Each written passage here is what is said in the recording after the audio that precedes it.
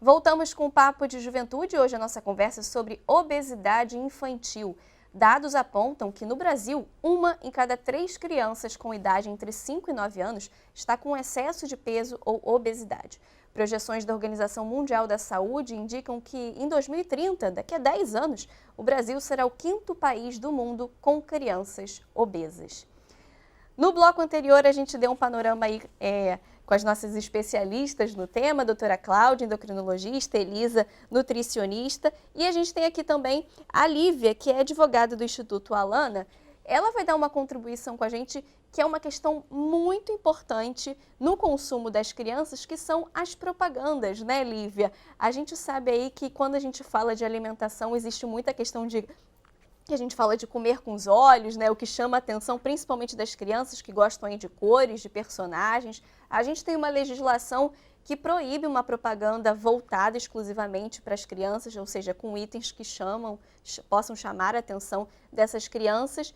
Mas a gente vive um momento delicado ali de fiscalização, de punição. Conta um pouquinho como que é o trabalho de vocês, né? E de que forma essas propagandas impactam as crianças do nosso país e do nosso estado. Então, o Criança Consumo ele trabalha desde 2006 os temas da publicidade infantil e do consumismo na infância, e uma das nossas frentes de atuação é a atuação jurídica, em que a gente identifica um caso de publicidade infantil, então aquela mensagem comercial que é pensada, elaborada com o objetivo de atingir diretamente a criança como público-alvo, né? E a criança, pela legislação brasileira, a pessoa de 0 até 12 anos incompletos. Mas esse tipo de prática já é proibida pela nossa legislação e há muito tempo, né? O Código de Defesa do Consumidor proíbe a prática de publicidade infantil, é uma lei de 1990, mas a gente percebe ainda uma forte resistência do mercado em cumprir essa legislação, porque, na verdade, no fim, é mais fácil convencer crianças e é uma prática extremamente lucrativa, né? Então, pela legislação brasileira, criança não pode ser alvo de mensagem publicitária, inclusive porque essa criança ela ainda não tem capacidade civil, ela não pode celebrar um contrato, e a publicidade é um tipo de oferta, vamos dizer assim, é um tipo de contrato. E também porque a criança está vivendo uma peculiar fase de desenvolvimento físico, cognitivo, psíquico, social e emocional, né? Tem vários estudos, inclusive, do Conselho Federal de Psicologia, que apontam que a criança, até os 6, 8 anos de idade, não diferencia publicidade de conteúdo de programação. E quando a gente pensa hoje nas redes sociais, nos vídeos de influenciadores digitais mirins, a publicidade acaba aí se misturando com conteúdo de entretenimento, ou mesmo ações publicitárias dentro do espaço escolar. E até os 12 anos, a criança não reconhece o caráter persuasivo da publicidade, ou seja, que a publicidade tem por objetivo te vender, te incutir um desejo de consumo da marca, produto ou serviço que está sendo anunciado. E o que a gente percebe, Priscila, como um agravante, né, é que muitas empresas do ramo de alimentos investem no público infantil para direcionar as suas mensagens comerciais. E normalmente a gente está falando de alimentos aí, né, ultraprocessados e não saudáveis. E ainda que pais e mães e cuidadores, né, sejam responsáveis pelas crianças e sejam os detentores do poder de compra, tenham a capacidade jurídica, acho que é importante trazer aqui que tem vários estudos nacionais e internacionais que apontam que as crianças exercem forte influência sobre os adultos para a aquisição de produtos e serviços dentro do seu círculo familiar.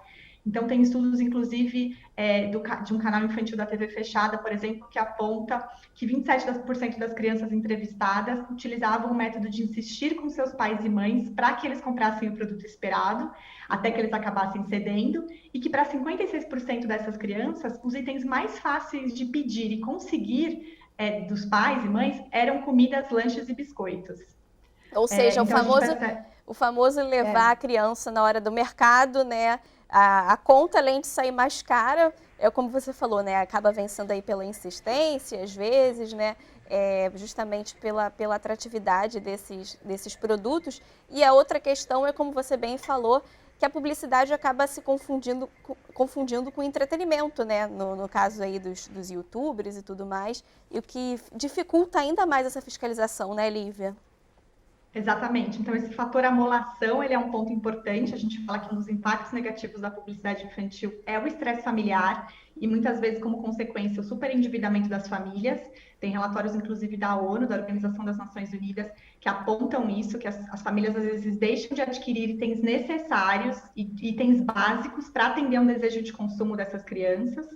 E justamente se você falou em supermercado, eu lembrei de um estudo, inclusive, recente, de 2019, do Instituto Locomotiva, que indica que 9 em cada 10 mães e pais são influenciados pelos filhos na compra de supermercado. E que 70% reconhecem que gastam mais quando vão às compras acompanhados das crianças, né?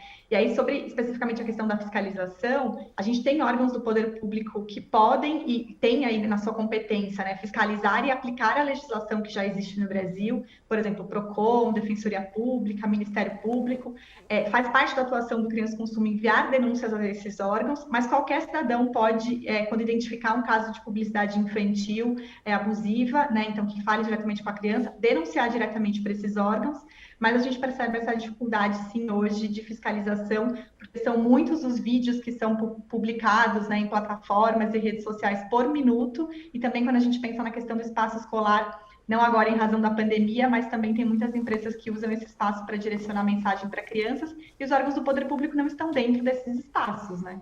Exatamente sobre essa questão que eu ia falar agora, a alimentação nas escolas, né? A Elisa muito bem falou no início do nosso programa sobre políticas públicas, né? A influência do poder público aí, que é o responsável por oferecer essas alimentações nas escolas.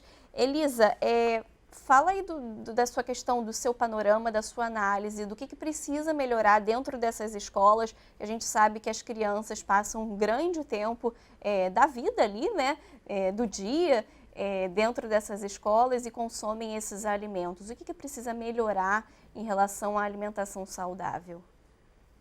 Em relação à alimentação escolar, a gente tem alguns grandes nós, né? O primeiro, a gente tem nas escolas públicas o Programa Nacional de Alimentação Escolar, que é uma grande política pública nacional de sucesso, de referência internacional, que foi atualizada agora durante esse período da pandemia, também ficando coerente com o Guia Alimentar, reduzindo a quantidade permitida de alimentos ultraprocessados que podem ser oferecidos para as crianças e adolescentes estudantes das escolas públicas brasileiras. Mas ainda assim, as pessoas responsáveis técnicas por esse programa são nutricionistas, por lei. E na nossa formação, enquanto nutricionistas, a gente pouco vê a questão das cadeias curtas de produção, a gente não estuda muito produção de alimentos, isso é um problema, porque nutricionistas fazem os cardápios, mas não dialogam com os agricultores em geral, que poderiam, por lei nesse programa, o programa precisa adquirir 30% de gêneros da agricultura familiar. Então, muitas vezes, o cardápio não condiz com o que o agricultor está produzindo, né? Porque não tem como o agricultor se adaptar ao cardápio, tem que ser o contrário, o cardápio se adaptar ao consumidor. Então, o programa, existe essa necessidade dos cardápios da merenda escolar seguir essa nova legislação e diminuir a quantidade de ultraprocessados, principalmente nos lanches, né? Biscoitos, o leite com achocolatado, o leite com alguma farinha espessante, enfim. E também tem as questões das escolas públicas, das escolas particulares, com as suas cantinas, também que os pais, mães responsáveis enviam enquanto na lancheira, né? E normalmente são esses produtos que a Lívia acabou de dizer, cheios de publicidade, porque existe a questão da publicidade direcionada à criança, como a Lívia falou super bem agora, mas também os próprios produtos têm ali o personagem, fica dizendo que ele é mais cremoso, que ele é mais crocante, eles são feitos pensando nisso, então é uma grande batalha onde a gente já entra com pouca munição ali, né? Porque além de toda essa publicidade, a gente precisa pensar nesse espaço da escola, e isso, a escola é um local para proteger, porque a gente tem que proteger nossas crianças. Se na escola não pode vender drogas, não pode ter armamento nas escolas, não pode ter ultraprocessados também. Não E pode Elisa, usar alimentos ruins para a saúde. E Elisa, entra a questão, como você falou, apesar da embalagem chamar a atenção, muitas vezes falam lá que é mais saudável, né? Tem tantos por cento de não sei o quê, tantos por cento de não sei o quê.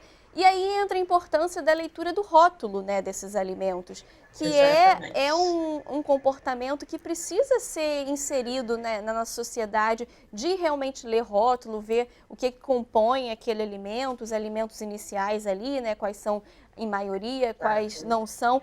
Você acredita que essa questão tem que ser aí mais cultural, vamos dizer assim, da nossa sociedade, de ter acesso a esses rótulos? Aliás, é uma outra questão, o acesso de forma clara, né? Porque é um outro problema, né? Muitas palavrinhas ali dos rótulos não são de fácil entendimento para a população em geral. Nenhum fácil entendimento. Na quinta-feira passada, depois de longos 6 anos de discussão, a Anvisa finalmente votou uma proposta de rotulagem frontal, né? Que é justamente isso, a advertência para esse tipo de alimentos, que é rico em açúcar adicionado, rico em gorduras adicionadas. Não foi exatamente o que nós, no movimento social organizado, gostaríamos, mas já é melhor do jeito que já está, porque aquelas letrinhas miúdas, aquela tabela nutricional, é de compreensão impossível, praticamente, né? E nessa proposta que foi aprovada, para mim, uma das principais perdas foi a questão do adoçante. Muitos produtos voltados para crianças, né, esses sucos, principalmente, eles levam adoçante. E vários estudos, acho que a Cláudia pode até falar um pouco disso, né, não recomendam o uso de adoçante para crianças pequenas, né? Mas, enfim, a rotulagem ela é necessária e que bom que a gente avançou, mas as indústrias ainda têm 2 anos para se adaptar. Então, apesar do processo moroso, lento, a gente teve uma pequena grande conquista na quinta-feira passada. Sim, doutora Cláudia, pegando esse gancho aí, a senhora pode falar da importância dos rótulos, e aí a gente pode falar também das doenças adjacentes que vêm aí junto com a obesidade, que não só se manifestam no período infantil, mas vão aparecer futuramente na fase adulta dessa criança, né?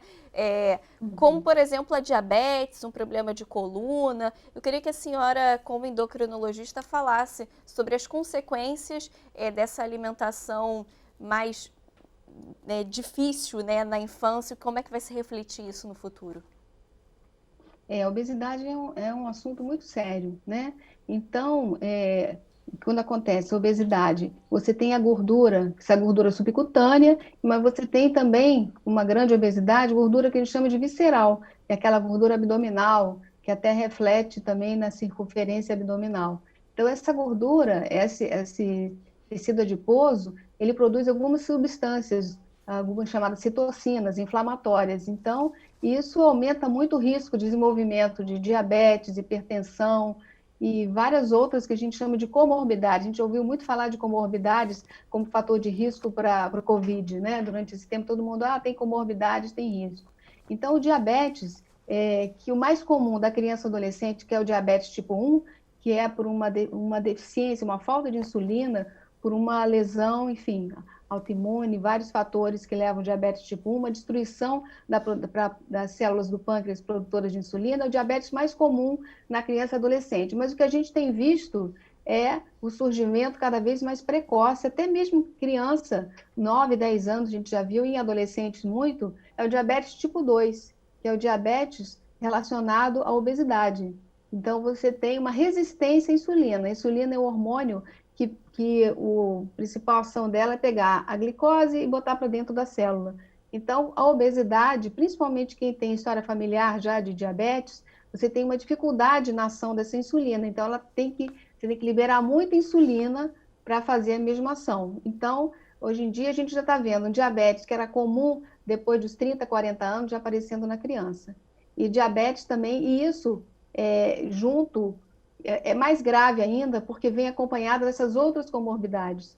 Essa resistência à insulina e o diabetes, eles também aumentam o risco de hipertensão. Então, quando começa a vida adulta, essa pessoa já tem diabetes. Muitas vezes, esse diabetes que a gente chama tipo 2, ele já existe também uma falência precoce dessas células que produzem insulina. Então, muitas vezes começa como uma resistência à insulina e até já vi no final da adolescência já há uma necessidade de insulina. E junto com isso, hipertensão, problema de colesterol, alterações ortopédicas, apneia do sono, as alterações também reprodutivas, síndrome de ovário policístico, infertilidade, câncer de colo também está relacionado, de intestino, câncer de endométrio. Então, a obesidade tem que ser tratada com muita seriedade, né? Com uma importância que ela tem que ter. Com certeza.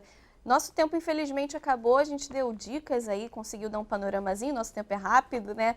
Mas fica aí o alerta, né? Doutora Cláudia, doutora Lívia, Elisa, nutricionista aqui que contribuiu com o nosso bate-papo, que essas crianças possam ter um futuro mais saudável aí, né? E que as famílias em si, dentro de casa, possam ter uma alimentação cada vez mais saudável. Eu queria agradecer muito a presença de vocês, muito obrigada, tá? Eu que agradeço. Eu que agradeço. Até uma próxima, um beijo grande para vocês. Tchau. Tchau, tchau. E muito obrigada também a você que acompanhou o nosso programa de hoje. Continue ligado na programação da TV Alerj pelo nosso site e também nas nossas redes sociais. Lembrando que estamos no canal 10.2 na TV aberta. Até semana que vem. TV Alerj, o canal do povo.